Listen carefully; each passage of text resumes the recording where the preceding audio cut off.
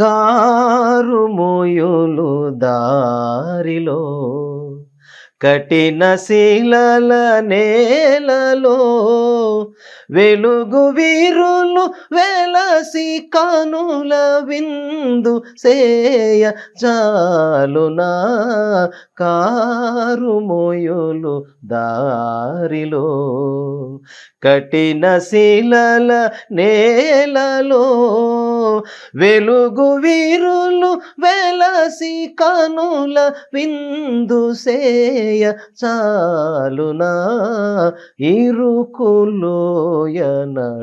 రక్షకుడైన క్రీస్తు పరిశుద్ధ నామములో అందరికీ శుభాభివందనాలు తెలియజేసుకుంటున్నాం. తిరిగి యాత్రికుడు కార్యక్రమానికి స్వాగతం పలుకుతున్నాను. ప్రార్థన చేసుకుని ఈ యాత్రికుడు కార్యక్రమంలోనికి వెళదాం.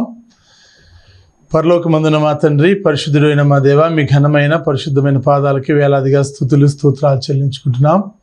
దేవ, గడిచిన కాలమంతా మా అందరి జీవితాల్లో మీరు చేస్తూ వస్తున్న ప్రతి మేలును బట్టి మీకే హృదయపూర్వక కృతజ్ఞతాస్తుతులు చెల్లించుకుంటున్నాం.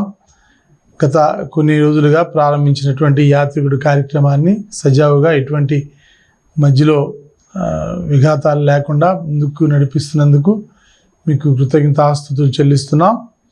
ఈరోజు కూడా మా తండ్రి యాత్రికుడు కార్యక్రమంలో మీరు మా అందరితో మాట్లాడాలని బ్రతిమాలి వేడుకుంటున్నాం. ఎవరైతే బిడ్డలు యాత్రికుడు కార్యక్రమాన్ని చూడటానికి మాతో కలిసి జాయిన్ అవుతున్నారో వారందరితో మీరే మాట్లాడాలని బ్రతిమాలి వేడుకుంటాం. మా యొక్క విన్నపాలు మా క్రీస్తు ప్రభు పరిశుద్ధ నామమున అడిగి వేడుకొనుచున్నాము తండ్రి, ఆమేన్. మరొకసారి ప్రియ సహోదరి సహోదరులందరికీ ఈ యాత్రికుడు కార్యక్రమంలోనికి స్వాగతం పలుకుతున్నాను.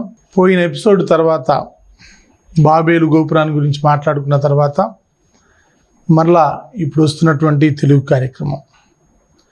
ఇప్పుడు అబ్రహాం యొక్క ప్రయాణం కానానుకి ఇక్కడ నుంచి మనం ప్రారంభిస్తున్నాం. ఇంతకుముందు చాలాసార్లు అబ్రహాం యొక్క ప్రయాణం దగ్గర నుంచి ప్రారంభిస్తే బాగుండేది అనుకునేవాళ్ళం. కానీ అంతకంటే ముందు చాలామంది ప్రయాణం చేసిన వాళ్ళు ఉన్నారు కనుక వాళ్ళ యాత్రలో, వాళ్ళ జీవితంలో వాళ్ళు ఎదుర్కొన్నటువంటి అనేక సమస్యలను చూస్తూ మనం ముందుకు వచ్చాం. ఇవాళకి అబ్రహాం గారి యొక్క ప్రయాణం, ఆయన ప్రారంభించినటువంటి ప్రయాణం ఎక్కడి నుంచి ప్రారంభించాడు, ఆయన ఎలా ఆ ప్రయాణం చేశాడు, ఆ ప్రయాణంలో ఆయన యాత్ర చేశాడా లేదనుకుంటే జీవితాన్ని అనుభవించాడా అనే విషయాలను మనం తెలుసుకోబోతున్నాం. అబ్రహాము అని అనగానే ఆయన యొక్క పేరు మార్చబడింది. వాస్తవంగా అబ్రాముగా ఉన్నప్పుడు ఈ ప్రయాణం స్టార్ట్ అయింది. ఆదికాండం 11వ అధ్యాయం 10 నుంచి 26 వచనాల్లో ఈ భాగం అంతా ఉంటుంది.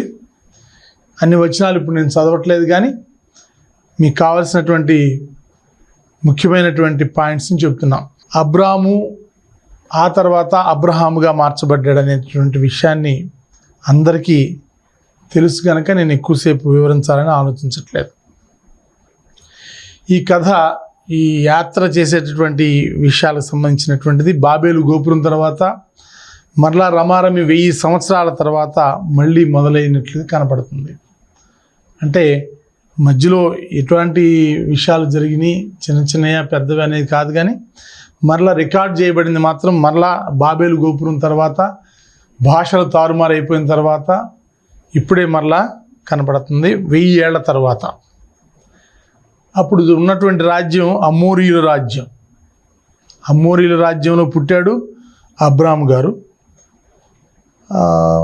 1900 క్రీస్తుకు పూర్వం 1900 సంవత్సరంలో పుట్టాడు ఆయన. అమోరీయులు రాజ్య పరిపాలన చేసే సమయంలో అందులో పుట్టాడు ఆయన అబ్రాము గారు.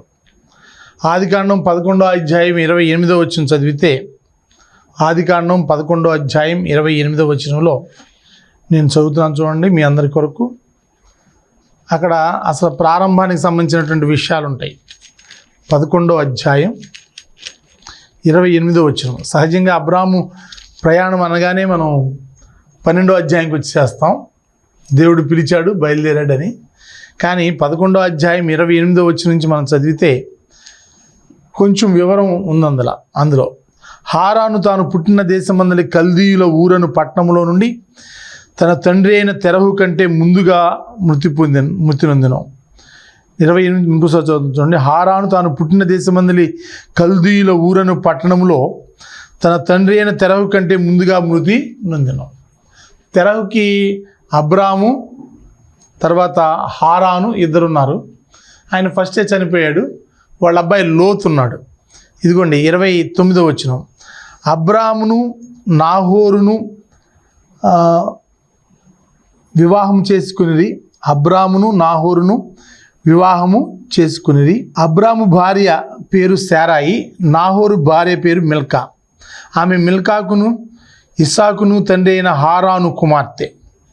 శారాయి గొడ్రాలై ఉండెను, ఆమెకు సంతానము లేదు. తెరహు తన కుమారుడుగు అబ్రామును, ఇక్కడ 31ను మనసు పెడదాం. తెరహు తన కుమారుడుగు అబ్రామును, తన కుమారుని కుమారుడు అనగా హారాను కుమారుడుగు లోతును, తన కుమారుడుగు అబ్రాము భార్య అయిన శారాయి అను తన కోడలిని తీసుకొని కానాను వెళ్ళుటకు కల్దీర ఊరను పట్టణంలో నుండి, వాళ్ళ ఫస్ట్ నివాసం ఉన్నది, వాళ్ళ జీవితం ప్రారంభమైనది కల్దీల ఊరు అనేటటువంటి పట్టణం. ఇంగ్లీష్లో క్యాపిటల్ UR అని పెడతారు, యూర్ అంటారు. కానీ మనం మామూలుగా ఊరని మాట్లాడుకుంటాం. తెలుగు ట్రాన్స్లేషన్లో కూడా ఊరనే రాశారు.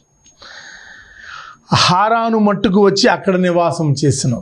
ఎవరు వచ్చారు హారాను మట్టుకు? తెరహే వచ్చేసేసాడు. అబ్రాముని, లోతుని, అబ్రామ్ భార్యని, లోతుకు సంబంధించిన సంతానాన్ని వీళ్ళందరినీ తీసుకుని తెరహే బయలుదేరి హారాను మట్టుకు వచ్చేసాడు. తెరహు బ్రతికిన దినములు 205 ఏండ్లు. తెరహు హారాన్లో మృతి నొందెను. అంటే అబ్రాము ఊరు నుంచి బయలుదేరటం కాదు, వాళ్ళ నాన్నగారు తెరహే బయలుదేరాడు.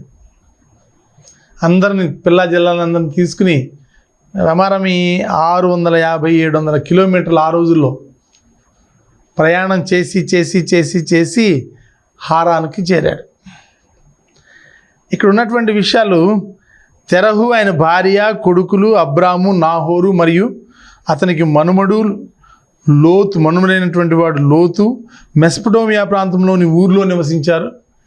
ఊరు అని ఇందాక మనం అనుకున్నటువంటి విషయం, అది మెసపటోమియా ప్రాంతంలో ఉంది. మెసపటోమియా అంటే వాస్తవంగా చెప్పాలంటే యూఫ్రటీస్, టైగ్రిస్ నదుల మధ్యలో ఉన్నటువంటి ఒక పీఠభూమి లాంటిది. 2 నదుల ద్వారా వచ్చినటువంటి ఒండ్రు నేల ఏర్పడినటువంటి భాగం అది. ఊరు ఇది సుమేరియా చక్రవర్తుల కాలంలో అభివృద్ధి చేయబడింది. క్రీస్తుకు పూర్వం 3000 నుండి 23,000 వరకు బాగా సుమేరియా రాజులు ఉన్నటువంటి కాలంలో అభివృద్ధి చేయబడింది. అక్కడ ముఖ్యమైనటువంటి ఆసక్తికరమైనటువంటి విషయం ఏంటంటే చంద్రారాధన జరిగేది. మనకందరికీ తెలుసు, ఇండియాలో ముఖ్యంగా భారతీయులంతా సూర్యారాధన ఎక్కువ చేస్తారు. ఉదయాన్నే లేచి తూర్పు వైపు నీళ్లు పట్టుకుని మంత్రాలు చదివి సూర్యారాధన చేస్తారు. ఆ నీళ్ళు అలా అర్పిస్తారు. కానీ అక్కడ ఉన్నది ఏంటంటే చంద్రారాధన. చంద్రుని ఆరాధించేవాళ్ళు. చంద్రుడికి ఆ రోజుల్లో గుడి కట్టారు. ఆ ఊరు నమ్ము అనే ఒక పేరు అన్నమాట. అది ఊరు నమ్ము 21వ సంవత్సరం 2100 సంవత్సరం క్రీస్తుకు పూర్వం ఆ సమయంలో కట్టారు. అప్పట్లోనే నేను చదువుతుంటే నాకు కానీ లేకపోతే మీరు వింటుంటే ఇప్పుడు మీకు కానీ కొంచెం థ్రిల్లింగ్గా అంటే సర్ప్రైజింగ్ అనిపించింది ఏంటంటే అప్పట్లోనే కాల్చిన వాటర్ ప్రూఫ్ ఇటుకలు పెట్టి కట్టారంట. చరిత్ర చాలా విచిత్రంగా ఉంటుంది. ఒక్కోసారి కాల్చిన ఇటుకలు మనకు తెలుసు, ఇప్పుడు వాటర్ ప్రూఫ్ ఇటుకలు తెలుసా? ఎంతమంది ఇటుక బట్టీల దగ్గరికి వెళ్ళి పరిశీలించారు? ఎంతమంది వాటర్ ప్రూఫ్ ఇటుకలు పెట్టి ఇల్లు కట్టారు? కడుతున్నారు ఇవాళ? నాకైతే వినలా, మరి అది ఒకళ్ళు వచ్చిందేమో తెలియదు. కానీ వాటర్ ప్రూఫ్ ఇటుకలు కాదు, ఇటుకలు కాల్చిన ఇటుకలు అంటారు, లేకపోతే సిమెంట్ ఇటుకలు అంటారు ఇప్పుడు మనకు తెలిసినది. కానీ అప్పట్లోనే కాల్చిన వాటర్ ప్రూఫ్ ఇటుకలు పెట్టి కట్టారు. ఏంటి? చంద్రుడి గుడి మొట్టమొదటిసారి. అది చాలా ఫేమస్. ఎందుకంటే మొట్టమొదటిసారి తయారైనటువంటి గుడి వాటర్ ప్రూఫ్ ఇటుకలతో కట్టారంటే చెప్పుకోదగినటువంటి విషయం. అబ్రాము యొక్క ప్రయాణంలో ప్రారంభంలో ఉన్నటువంటి స్థలాన్ని నేను మీతో పంచుకుంటున్నా. ఆయన ప్రయాణం ఇంకా ప్రారంభం లేదు, ప్రారంభం అవుతుంది. ఆయనకంటే కూడా నేను చెప్పాలంటే తెరహు గారి ప్రయాణమే ప్రారంభమైంది. నాన్నగారి ఆధ్వర్యంలో అబ్రాము నడిచాడు అంతే. ఆ తర్వాత అబ్రాహాం నాన్నగారు చనిపోయిన తర్వాత వెళ్ళాడు, అది వేరే విషయం. ఇక్కడ ఆర్కియాలజిస్టులు కూడా ఇటీవల కాలంలో 1920వ సంవత్సరంలో కనుక తవ్వినప్పుడు చూస్తే బీసీ మనకేం కనపడద్దంటే చాలా రకరకాలైనటువంటి వస్తువులు, నమూనాలు, ఇంకా చెప్పాలంటే సమాధులు, ఫేమస్ సమాధులు కనపడినాయి, రకరకాలైన సమాధులు కనపడినాయి. టూరిస్టులకి ఇప్పుడు కూడా అది ఉంది. దక్షిణ మెసపటోమియాలో ఉంది, అది ఇప్పటి దక్షిణ ఇరాక్. నిన్నగాక మొన్న యుద్ధాలు జరుగుతున్నాయి కదా, అక్కడ ఉంది. దక్షిణ ఇరాక్లో ఊరు అనేటటువంటి ప్రాంతం ఉంది. ఉత్తర ఇరాక్ పైన ఉంటుంది, దక్షిణ ఇరాక్ కింద ఉంటుంది. ఆ దక్షిణ ఇరాక్ ఏరియాలోనే యూఫ్రటీస్, టైగ్రీస్, మెసపటోమియాలో ఊరు అనేటటువంటి ప్రాంతం ఉంటుంది. అక్కడి నుంచి బయలుదేరి ప్రయాణం చేయటం మొదలుపెట్టాడు తెరహు. ప్రియ సహోదరి సహోదరులారా, ఒక వ్యక్తి యొక్క జీవన ప్రయాణం ఎంత కష్టంతో కూడుకుందో నేను మీతో వివరిస్తున్నాను. గతంలో మనం ఆలోచిస్తే ఇప్పుడు ఇంకా ప్రయాణ సాధనాలు చాలా ఉన్నాయి. ఇక్కడి నుంచి ఒక 600 కిలోమీటర్లు వెళ్ళాలి అంటే మామూలుగా ట్రైన్ అయితే ఒక 2 days పడుద్ది, ఫ్లైట్ అయితే 2 hours పడుద్ది. కానీ ఆ రోజుల్లో నెలల తరబడి నడిచారు. పోనీ నడిచాడు, ఒక్కడే నడిచాడంటే కుటుంబం, పిల్లలు, పశువులు, జంతువులు అన్నిటినీ కలిపి తీసుకెళ్లారు. సంచార జీవులు. అబ్రాహాము సంచార జీవిగా ముద్రపడినటువంటి వాడు. ఇంకా చెప్పాలంటే ఆ అవశేషాల్లో, అక్కడ తవ్వబడినటువంటి తవ్వకాల్లో బయటపడిన అవశేషాల్లో మంచి బంగారం ఉంది, వెండి ఉంది, రకరకాలైన వస్తువులు ఉన్నాయి. వాటన్నిటిని తీసి ఆ ఎక్స్కవేషన్స్లో, ఆ త్రవ్వకాల్లో బయటపడినటువంటి ఆ వస్తువులన్నింటినీ తీసి ఇప్పుడు ఎక్కడ పెట్టారంటే లండన్లోని బ్రిటిష్ మ్యూజియంలో పెట్టారు. లండన్లో బ్రిటిష్ మ్యూజియంకి మీరు వెళ్ళగలిగితే చూడొచ్చు, లేదా వెబ్సైట్ ఓపెన్ చేసి కూడా డైరెక్ట్గా పిక్చర్స్ చూడొచ్చు. ఇవాళంతా ఫింగర్ టిప్స్కి వచ్చేసింది కదండి, ఓన్లీ క్లిక్ కదా, ఒక క్లిక్ అంటారు, మౌస్ ఒక క్లిక్ దూరంలో మీరు ఉన్నారంటారు. అలాగే అంతా బ్రిటిష్ మ్యూజియం దాకా మనం ఏం వెళ్తామంటే ఇక్కడ మనం ఓపెన్ చేస్తే, బ్రిటిష్ మ్యూజియం అని ఓపెన్ చేస్తే అప్పటి వస్తువులన్నీ మనకు కనపడతాయి. కనుక ప్రియ సహోదరి సహోదరులారా, ఆ ప్రయాణానికి సంబంధించి వాళ్ళు పడినటువంటి ఇబ్బందులు నేను చెబుతూ అప్పుడున్నటువంటి పరిస్థితులను కూడా మీతో పంచుకుంటున్నా. ఆదికాండం 11వ అధ్యాయం 31, 32 2 వచనాలు చదువుతున్నాను చూడండి. 31, 32 ఇందాక నేను ఆల్రెడీ చదివేశాను, ఇప్పుడు మళ్ళీ వివరించాల్సినటువంటి అవసరం లేదనుకుంటున్నా. చివరికి తెరహు చనిపోయాడు. చనిపోయిన తర్వాత 12వ అధ్యాయం ప్రారంభంలో యెహోవా, నీవు లేచి నీ దేశం నుండి, నీ బంధువుల యొద్ద నుండి, నీ తండ్రి ఇంటి నుండి బయలుదేరి నేను నీకు చూపించు దేశమునకు వెళ్ళుము. ఎక్కడి నుంచి? హారాన్ నుంచి. జనరల్గా మనం అనుకునేది ఏంటంటే ఊరు నుంచి బయలుదేరాడు అబ్రాహాము బయలుదేరాడు, అబ్రహాముగా మార్చబడ్డాడు. ఇది డిస్కషన్లో వచ్చేటటువంటి మాటలు. కానీ హారాను వరకు తెరహు ఆధ్వర్యంలో కుటుంబం అంతా వెళ్ళిపోయింది. అక్కడ తెరహు చనిపోయాడు. తర్వాత అబ్రాహాముతో దేవుడు మాట్లాడుతున్నాడు. ఎప్పుడైతే తల్లిదండ్రుల మీద ఆధారపడటం అయిపోయిన తర్వాత, తల్లిదండ్రులు కాలం చేసేసిన తర్వాత బిడ్డలు సొంతగా ఎదగాలని ప్రయత్నం చేస్తూ ఉంటారో అప్పుడు కూడా దేవుని యొక్క సహాయ సహకారాలు మనకు అవసరం. తండ్రి ఉన్నంతకాలం, తల్లి ఉన్నంతకాలం బ్లైండ్గా బ్రతుకుతాం మనం. కానీ ఎప్పుడైతే తల్లిదండ్రులను పోగొట్టుకుంటామో అప్పుడు ఈ లోకంలో బ్రతకవలసి వస్తుంది. అంతేగాని నేను బ్రతకం నాకు భయం వేస్తుందంటే కుదరదు. ఇందులో వాడు యూఫ్రటీస్ నది వెంట పడి ప్రయాణించి, యూఫ్రటీస్ నది పక్కనే పడి ప్రయాణం చేసి, నేను ఇందా చెప్పే కదా 6 నుంచి 950 కిలోమీటర్లు ప్రయాణం చేసి హారానుకి చేరారు. వాస్తవంగా వాడు హారానుకి చేరేసరికి అప్పటి ఉన్నటువంటి పేరు కరెక్ట్గా మనకి తెలియలేదు. కానీ అక్కడ చేరిన తర్వాత వీళ్ళ అబ్బాయి పేరుని అక్కడ పెట్టాడు అబ్రహాం గారు. అప్పట్లో హారాన్ అనేది అబ్రాము యొక్క సహోదరుడి పేరు.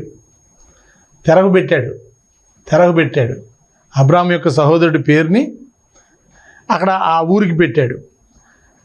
ఒకవేళ నేను అనుకోవటం తెరహు తన కుమారుడి పేరు ఎప్పటికీ అలా ఉండిపోవాలని ఆ ప్రాంతానికి పెట్టాడు. ఎందుకంటే చనిపోయాడు కదండి ఆల్రెడీ. జనరల్గా ఎవరైతే చనిపోయారో వాళ్ళ పేర్లను పెడతా ఉంటారు మాన్యుమెంట్స్ కన్నిటికి. అలాగే ఆయన కూడా ఆ హారాన్ అనేటటువంటి పట్టణానికి ఇంతకుముందు ఏం పేరుందో తెలియదు, కానీ వాళ్ళ అబ్బాయి చనిపోయాడు కనుక ఆ అబ్బాయి పేరు పెట్టి తద్వారా ప్రజలకి ఇది ఎప్పటికీ జ్ఞాపకం ఉండేటట్టుగా చేయాలని ప్రయత్నం చేస్తుంటాడేమో అనేది నా ఆలోచన. హారాన్ ఎవరై అంటే లోతు తండ్రి. ఆయన ఊరు వదిలిపెట్టేటప్పటికే చనిపోయాడు. ఊరు బయలుదేరేటప్పటికి, ఊరు నుంచి బయటకు వచ్చేటప్పటికి వీళ్ళు చనిపోయాడని మనం మాట్లాడుకున్నాం. ఆ హారాన్ దేశం ఇప్పటి ప్రాంతం ఏంటంటే ఈస్ట్ టర్కీయా లేకపోతే ఈస్టర్న్ టర్కీ తూర్పు భాగాన్ని ఇప్పుడు అప్పటి హారాన్గా పిలిచారు. ఆ టర్కీ ఇప్పటికి కూడా ఫేమస్ ఏంటంటే మట్టి ఇటుకలతో చేసినటువంటి ఇళ్ళు చాలా ఉన్నాయి. మట్టి ఇటుకలతో చేసిన ఇళ్ళు. ఇందాక మనం ఏం మాట్లాడుకున్నాం, కాల్చిన వాటర్ ప్రూఫ్ ఇటుకలు చంద్రుడి గుడికి వాడారు. ఇక్కడ వచ్చేసరికి మట్టి ఇటుకలతో కట్టినటువంటి గృహాలు చాలా ఉన్నాయి. అది టర్కీ దానికి ప్రాముఖ్యమైనటువంటి ప్లేస్, బాగా పాపులర్ అయినటువంటి ప్లేస్. ఇందులో ఏముందండి ప్రయాణం, ఇందులో ఏముందండి కష్టం అని అంటే ఖచ్చితంగా లోపల ఉంది. మీరు కనుక కొంచెం మీరు మనసు పెట్టగలిగితే అన్ని 600 నుంచి 650 నుంచి 900 కిలోమీటర్లు వచ్చారు, అక్కడ నివాసం ఉన్నారు. మళ్ళీ వాళ్ళు బ్రతకడానికి ఏం చేయాలనేది ఆలోచించి ఆ చంద్రారాధన గుడి కట్టారే, అక్కడ ఉన్నటువంటి సేమ్ టెక్నాలజీ తీసుకొచ్చి ఇక్కడ వాడటం మొదలుపెట్టి ఇటుకలు చేయటం మొదలుపెట్టి అమ్మటం మొదలుపెట్టి అందరూ గృహాలు కట్టుకోవడానికి వాటిని వాడటం మొదలుపెట్టినప్పుడు ఆ పట్టణం అంతా కూడా, ఈస్టర్న్ టర్కీ అంతా కూడా మట్టి ఇటుకలతో చేయబడినటువంటి ఇళ్ళకి ప్రసిద్ధి. అంత ప్రసిద్ధి చెందేటంతటి వ్యాపారాన్ని చేశారు వాళ్ళు. అంత వ్యాపారాన్ని చేశారంటే ఎన్ని ఇటుకలు తయారు చేశారు మీకు గుర్తుందా? ఐగుప్తు దేశంలో ఇశ్రాయేల్ జనాంగంతో అడుసు తొక్కించి 2 సిటీస్ కట్టారు. రామసేసు, పితోమ్ అనేటటువంటి 2 నగరాలను కట్టించాడు ఐగుప్తులో ఉన్నటువంటి ఫరో. అంటే మాన్యువల్గానే చేయాలి. అప్పుడు యంత్రాలు ఏమీ లేవు. ఇప్పుడు యంత్రాలు ఉన్నాయనుకోండి, ప్రతిదానికి యంత్రాలు వచ్చినాయి. కానీ అప్పుడు మాన్యువల్గా మనుషులే తొక్కాలి, అడుసు తొక్కాలి, బంక రావాలి, దాంతో ఇటుక తయారు చేయాలి, దాంతో తీసుకెళ్ళి ఇళ్ళు కట్టాలి. కొన్ని ఇళ్ళన్నీ కలిపితే ఒక ఊరుగా, ఒక నగరంగా వర్ధిల్లేటట్టుగా పేరు ప్రఖ్యాతులు సంపాదించుకోవడానికి చక్రవర్తులు చేసినటువంటి ఆ పనికి ఎంతో కష్టపడి విసిగిపోయి వేసారిపోయి ఇశ్రాయేల్ జనాంగం దేవుని సన్నిధిలో మొరపెట్టుకున్నారు. అప్పుడు దేవుడు మోషేని బయటికి తీసి పంపించాడు. అలాగే ఇక్కడ కూడా మనం ఆలోచిస్తే మానవుల జీవన సరళి ఎలా కనబడుతుందో నేను మీ ముందు ఉంచుతున్నా. అక్కడికి వెళ్ళినటువంటి ఈ తెరహు యొక్క కుటుంబ సభ్యులందరూ కూడా ఇటుకల టెక్నాలజీని వాడిన తర్వాత ఇటుకలు ఎన్ని తయారు చేశారో, ఎంత అమ్మారో, ఎన్ని ఇళ్ళు కట్టారో, ఇప్పటికీ ఈస్టర్న్ టర్కీ మట్టి ఇటుకలతో కూడినటువంటి ఇళ్ళకి ప్రసిద్ధి చెందింది అని వ్రాయబడింది.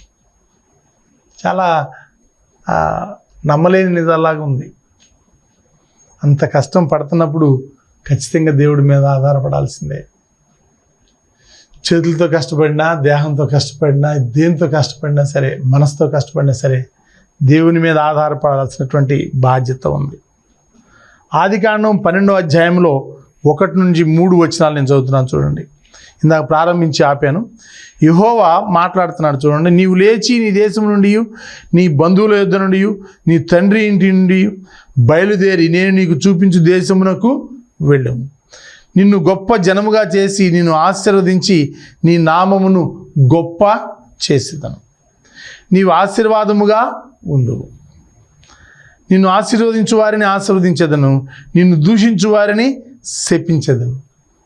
ఎంత లాజిక్ ఇచ్చారో చూడండి. జనరల్గా అబ్రహాము అందరికీ ఆశీర్వాదకరంగా ఉన్నాడనేది ప్రసంగంలో ముఖ్య పాయింట్. కానీ అందులోనే ఒకటి ఉంది, అదేంటంటే నిన్ను ఆశీర్వదించే వాళ్ళని నేను ఆశీర్వదిస్తా, నిన్ను దూషించే వాళ్ళని నేను శపిస్తా. ఏమండి, మామూలుగా సహోదరులందరూ ఒకసారి ఆలోచించాలి. ఎవరికైనా ఒకరు ఇష్టమైతే ఇంకొకరికి ఆ వ్యక్తి ఇష్టం ఉండడం. ఒకళ్ళు చేసేటటువంటి పని కొద్దిమందికి ఇష్టమైతే మరికొద్ది మందికి ఇష్టం ఉండదు. ఇది సహజం. అంటే వీళ్ళు దీవిస్తారు, వీళ్ళేమో శపిస్తారు. కానీ ఆపోజిట్ అయిపోయింది. దీవించే వాళ్ళని దీవిస్తా, శపించే వాళ్ళని శపిస్తా. అంటే ఒక వ్యక్తి చేసేటటువంటి పనిని అందరూ సమర్థించరు, అందరూ గొప్పవాడని ఎప్రిషియేట్ చేయరు. కానీ కొద్దిమంది ఆశీర్వదిస్తారు, కొద్దిమంది శపిస్తారు. నిన్ను ఆశీర్వదించు వారిని ఆశీర్వదించేదను, నిన్ను దూషించు వారిని శపించేదను. దూషించే వాళ్ళు ఉంటారు, ఆశీర్వదించే వాళ్ళు ఉంటారు. ఆశీర్వదించాలంటే అంటే నథింగ్ బట్ అప్రిసియేషన్. బాగా చేసావు, నువ్వు గొప్పవాడివి, నువ్వు మంచివాడివి, నిన్ను దేవుడు ఆశీర్వదించాలి, మా దీవెనలు కూడా మీకుంటాయి, ఇలాంటి మాటలు. ఒక వ్యక్తిని మీరు తీసుకుంటే కొద్దిమంది ఆశీర్వదిస్తారు, కొంతమంది శపిస్తారు. అయితే ఆశీర్వదించే వాళ్ళనే దేవుడు ఆశీర్వదిస్తాడు, శపించే వాళ్ళని శపిస్తాడు. ఈ విషయం తెలియక చాలామంది పొరపడతా ఉంటారు, గమనించాలి. దేవుని బిడ్డల్ని అందరూ ఆశీర్వదిస్తే మంచిది, అందరూ మంచివాళ్ళు అంటేనే మంచిది. చెడ్డవాడంటే ఒకవేళ దేవుడు వాళ్ళని శపిస్తాడేమో గమనించండి. దేవుని సేవకులు వేరు, అబ్రాము వేరు కదండి. అబ్రాము సంబంధించినటువంటి ఐడియాలజీ వేరు కదండి. ఈనాడు ఉన్నటువంటి నూతన నిబంధనలో దేవుని సేవకులు వేరు కదండి అంటే అది నిజమే. కానీ దేవుని ప్రేమించే వారికి, అనగా ఆయన సంకల్పం చొప్పున పిలువబడిన వారికి సమస్తమును సమకూడి మేలు జరుగుటకై దేవుడు ఇవన్నీ చేస్తున్నాడని రోమా 8:28 ఉంటుంది. కనుక ప్రియ సహోదరి సహోదరులారా, ఈ వచనం మాత్రమే కాకుండా 12వ అధ్యాయంలో 4-5 వచనాలు కూడా చూస్తే, యెహోవా అతనితో చెప్పిన ప్రకారము అబ్రాము వెళ్ళెను, లోతు అతనితో కూడా వెళ్ళెను. అబ్రాము హారాను నుండి బయలుదేరినప్పుడు 75 ఏండ్ల ఈడు గలవాడు. ఆశ్చర్యం కదా. అబ్రాము హారాన్ నుంచి బయలుదేరాడండి, ఊరు నుంచి కాదు. నేను అదే చెప్పేది. అబ్రామును పిలిచాడు దేవుడు అనగానే ఊరు నుంచి అంటారు, కానీ వాళ్ళ నాన్నగారే బయలుదేరాడు. హారాన్ నుంచి బయలుదేరాడు అబ్రాము, 75 ఏండ్ల వాడు. మామూలుగా మనం వృద్ధాప్యం వస్తుంటే ఏమనుకుంటామంటే ఇంకా అయిపోయిందిలే మన పని అనుకుంటాం. 60 సంవత్సరాలైనా, 70 సంవత్సరాలైనా, 80 సంవత్సరాలైనా, 90 సంవత్సరాలైనా దేవుడు చెప్పినటువంటి మాట, దేవుని కొరకు పనిచేసేటటువంటి బిడ్డలు వయసుని ఆలోచించాల్సినటువంటి అవసరం లేదు, వయసు గురించి దిగులుగా ఉండాల్సినటువంటి అవసరం లేదు, మదన పడాల్సినటువంటి అవసరం లేదు. మనం పని చేస్తూ వెళ్తాం. దేవుడు మనకు నిర్ణయించినటువంటి ఆయుష్ చొప్పున దేవుడు మనకు ఆయన కార్యాలని చేయించుకుంటాడు. కాబట్టి సేవకులందరినీ బలపరచాలనేది నా ఆలోచన. అలాగే ఎవరైతే నూతనంగా వాక్యాన్ని వింటున్నారో వారు కూడా కొంచెం లోతుకెళ్ళి ఈ ప్రయాణాల్లో, యాత్రల్లో సాగినటువంటి అనేక ఒడిదుడుకులు, ఇబ్బందులన్నింటినీ కూడా అర్థం చేసుకుంటూ, అప్పుడు వాళ్ళు ఎలా జీవించారు, ఇప్పుడు మన యాత్ర ఎలా చేస్తున్నాం అనేది కంపారిటివ్గా చూడాలనేది నా ఆలోచన. ఈరోజు ఈ యాత్రికుడి కార్యక్రమానికి హాజరైన మీ అందరికీ, వీక్షించిన మీ అందరికీ మరొకసారి కృతజ్ఞతలు తెలియజేస్తున్నాను. ప్రార్థన చేసుకుని ముగించుకుందాం. పరలోకమందున్న మా తండ్రి, పరిశుద్ధుడైన మా దేవ, మరొకసారి మీ పాద సన్నిధికి వస్తున్నాం. ఈ యాత్రికుడి కార్యక్రమాన్ని ఇలాగా మీరు కొనసాగింపు చేయడానికి సహాయం చేస్తున్నారు, మీకు స్తుతులు చెల్లిస్తున్నాం. ఇప్పటి వరకు అబ్రామ్ గారు ప్రయాణం ఎలా ప్రారంభించాడు, కానాను వరకు అని ఎలా ప్రారంభించి నడిచాడు అనేది మేము చదువుకున్నాం. వచ్చే వారం అబ్రాము కానాను దేశం ఎలా స్వతంత్రించుకున్నాడనే విషయాన్ని, ఎలా సెటిల్ అయ్యాడనేటటువంటి విషయాన్ని మేము చూడబోతున్నాం. కనుక బిడ్డలందరినీ కూడా మీరు ఆశీర్వదించి ఆయత్తపరిచి ఈ జరుగుతున్నటువంటి ఎపిసోడ్స్ అన్నింటిలో నాతో కూడా ఉండి వీక్షించలాగిన సహాయం చేయాలని బ్రతిమాలి వేడుకుంటూ, నాకు కూడా మీరు చేస్తున్న సహాయాన్ని బట్టి మీ కృతజ్ఞతాస్తుతులు చెల్లించుకుంటూ, మా యొక్క విన్నపాలు మా క్రీస్తు ప్రభు పరిశుద్ధ నామమున అడిగి వేడుకొనుచున్నాము తండ్రి, ఆమేన్. అందరికీ వందనాలు. తిరిగి వచ్చే మంగళవారం కలుద్దాం. సహోదరి సహోదరులారా, తెన్నేరు మరియు పునాదిపాడు క్రీస్తు సంఘాల ద్వారా జరుగుతున్న సేవా కార్యక్రమాలు. మొదటిది world English institute India, free English language teaching. రెండవది Michael school of theology, Bible teaching. మూడవది Dorcas foundation for downtrodden women programme.